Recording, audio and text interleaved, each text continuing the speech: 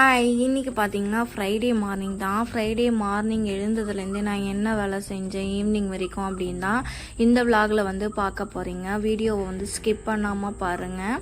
இன்றைக்கி பார்த்தீங்கன்னா காலையில் வந்து அப்பாவுக்கு வந்து சாப்பாடு செஞ்சு கொடுத்துட்டு அம்மாவுக்கு ஹாஸ்பிட்டலுக்கும் கொடுத்து அனுப்பிட்டேன்.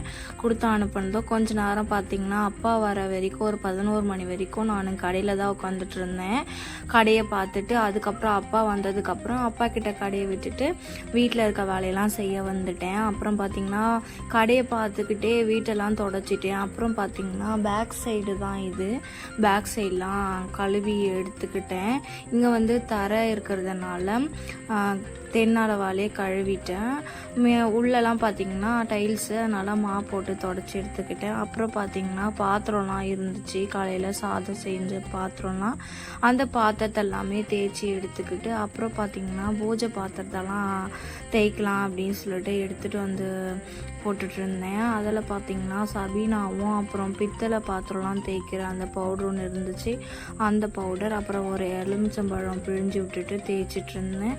அப்புறம் தேய்ச்சி முடிச்சிட்டு குளிச்சுட்டு வந்துட்டு அதுக்கப்புறமா பார்த்திங்கன்னா நானும் என் பொண்ணும் சேர்ந்துட்டு குங்கும மஞ்சள்லாம் வச்சிட்டு இருந்தோம். இங்கே பார்த்திங்கன்னா வெயிலாக இருக்குதுன்னு சொல்லிட்டு பார்க்காதீங்க, வெயிலில் உட்காந்து தேய்க்கிறேன்னு கொஞ்ச நேரம் வெயிலும் கொஞ்ச நேரம் நிழலும் தான் இருந்துச்சு. அன்றைக்கி கிளைமேட் கொஞ்சம் நல்லாவே இருந்தது, அதனால தான் நான் மட்டும் உட்காந்துட்டு தேய்ச்சிட்டு இருந்தேன். அப்புறம் குளித்து முடிச்சுட்டு வந்து அப்புறம் துணியெல்லாம் துவைச்சி போட்டுட்டு துணியை வந்து காய போட்டுட்டேன். இசைமா வந்து இன்றைக்கி ஸ்கூல் போகல, அதனால என் பின்னாடியே சுற்றிட்டு இருந்தா. நான் என்னென்ன வேலை செஞ்சுட்டு இருந்தேனோ அதுக்கெல்லாம் பின்னாடியே சுற்றிட்டு இருந்தா. இன்றைக்கி குழந்தைக்கு வந்து உடம்பு சரியில்லை, சளி வந்து அதிகமாக பிடிச்சிச்சு. நாவப்பழம் சாப்பிட்ருந்தா, அதனால் சளி அதிகமாகிடுச்சு. நாவப்பழம் சாப்பிடாதடி அப்படின்னு சொன்னால் கூட அவள் கேட்கவே இல்லை. கேட்காம சாப்பிட்டுட்டு இன்றைக்கி சளி பிடிச்சிட்டு சொல்லிட்டு லீவ் போட்டு ஒரே நாளில் இவ்வளோ வேலை நான் வந்து செஞ்சதே கிடையாது. ஆனால் இங்கே வந்ததுலேருந்து வேலை அதிகமாக தான் இருக்குது.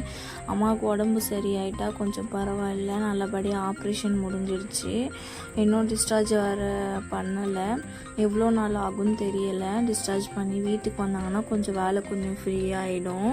ஏன்னா ஹாஸ்பிட்டலுக்கெலாம் சாப்பாடு கட்டுறதுனால வேலை கொஞ்சம் அதிகமாக இருக்குது. அப்புறம் அப்பாவும் விட்டுட்டு ஹாஸ்பிட்டலுக்கு எடுத்துகிட்டு போயிடுறாரா சாப்பாடு, கடையை வேறு பார்த்துக்கணும், அதனால வேலை அதிகமாகவே இருக்குது. அப்புறம் பார்த்திங்கன்னா இசைமா வந்து எனக்கு பொட்டு வைக்கலாம் ஹெல்ப் பண்ணிகிட்டு இருந்தா. நானும் வைக்கிறேம்மான்னு சொல்லிட்டு, ஆனால் அவளுக்கு வந்து வைக்கவே தெரியல. அப்புறம் ஒரு வழியாக எல்லா வேலையும் முடிச்சுட்டு வாசல்லாம் வச்சிடலாம் அப்படின்னு சொல்லிட்டு வாசல்லாம் வைக்க வந்து அதுக்கப்புறம் இந்த வேலை எல்லா வேலையுமே முடிச்சுட்டு நைட்டுக்கு சாப்பாடு ரெடி பண்ணணும்னு சொல்லிட்டு நைட்டுக்கு வந்து டிஃபன் செஞ்சு தோசை ஊற்றிட்டு சட்னி அரைச்சி ஆயாவுக்கு வந்து குத்தமிச்சிட்டேன். அம்மாவுக்கு வந்து ஆப்ரேஷன் பண்ணியிருக்கிறதுனால சாப்பாடு வந்து கொடுக்க வேண்டாம்னு சொல்லியிருக்காங்க 2 டேஸ்க்கு. அதனால் ஆயாவுக்கு மட்டும் தோசை ஊற்றிட்டு சட்னி அரைச்சி கொடுத்துருந்தேன் நைட்டு. அப்புறம் பார்த்திங்கன்னா எவ்வளோ தான் வேலை செஞ்சாலும் வேலை மட்டும் ஓயவே மாட்டேங்குது, கஷ்டமாக தான் இருக்குது எனக்கும். அதே மாதிரி என்னால் வீடியோஸும் வந்து எடுக்க முடியல. இங்கே பார்த்திங்கன்னா நெட்டு ப்ராப்ளம் வந்து நிறையவே இருக்குது. அப்புறம் பார்த்திங்கன்னா பூ வந்து கொஞ்சமாக தான் பூத்து இருந்துச்சு. அம்மா இருந்தால் அந்த செடியெல்லாம் கொஞ்சம் நல்லா மெயின்டைன் பண்ணுவாங்க, பூ அதிகமாக இருக்கும். உடம்பு சரியில்லாதனால அவங்க வந்து மெயின்டைன் பண்ணாதனால கொஞ்சம் பூ தான் பூத்துருந்துச்சு. இந்த பூ நேம் பார்த்திங்கன்னா கனகாம்பரம் தான் சொல்லுவோம் எங்கள் ஊர் சைட்லாம். உங்கள் ஊர் சைடு வந்து என்ன சொல்வீங்க அப்படி சொல்லிட்டு கமெண்ட் பண்ணுங்கள். இந்த பூ வந்து யாருக்கெல்லாம் பிடிக்கும் அப்படி சொல்லிட்டு கமெண்ட் பண்ணுங்கள். இந்த பூவில் வந்து ரெட் கலர் வந்து ரொம்ப சூப்பராக இருக்கும் தலையில் வச்சோன்னா. எல்லோ வந்து நான் சின்ன ஸ்கூல் படிக்கும்போது பார்த்திங்கன்னா எல்லோ பூலாம் வச்சுட்டு போவேன். ரெட்டை ஜடை பின்னிட்டு ரெட்டை ஜடை போட்டுட்டு போவேன். சட்னி அரைக்கிறதுக்கு தான் தேங்காய் வந்து உடச்சிட்டு இருந்தேன். எவ்வளோ கஷ்டப்பட்டு நானும் கையால் உடச்சி பார்த்தேன், கையே வலி எடுத்துக்கிச்சு, உடைக்கவே முடியல.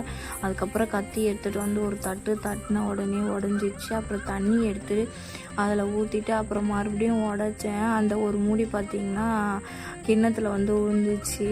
எனக்கு சிரிப்பாக வந்துடுச்சு, என்னடா இது அப்படின்ற மாதிரி தான் இருந்துச்சு. எங்கே அந்த தண்ணி கீழே விழுந்துடுமோ அப்படின்னு சொல்லிட்டு நினச்சி கொட்டிடுமோன்னு. அதுக்கப்புறம் தண்ணி நல்லா இருந்தது. அப்புறம் அந்த தண்ணியை குடிச்சிட்டு தோசை ஊற்றிட்டு சட்னியை வந்து தாளித்து கொட்டியாச்சு. எங்கே போனாலும் இந்த நாவப்பழம் வந்து நம்மளுக்கு கிடைச்சிடுது. தினமும் ரெகுலராக பார்த்திங்கன்னா நாவப்பழம் சாப்பிட்டுட்ருக்கேன் நான் இங்கே வந்ததுலேருந்தே.